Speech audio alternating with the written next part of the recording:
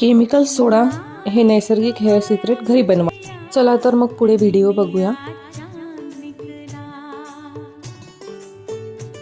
एका पातेल्यात 1 ग्लास पाणी घ्या।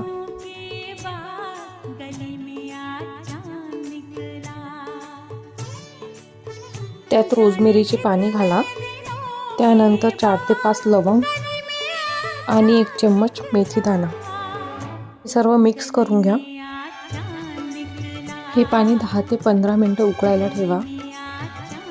रोजमेरी हे एक नैसर्गिक वनस्पती आहे आणि हे आपल्या केसांसाठी खूप छान असते। सो तुम्ही नक्की ट्राय करा। आणि तुम्हाला जर माझे DIY व्हिडिओज आवडत असेल तर नक्की माझ्या चॅनलला सबस्क्राईब करा। पाणी उकळून झालंय आणि पाणी उकळल्यानंतर याचा कलर रेड होईल, बिकॉज आपण मेथी दाणा आणि लवंग पण टाकले आहे। त्यानंतर आपण हे पाणी गाळून घेऊ आणि स्प्रे बॉटलमध्ये स्टोअर करू।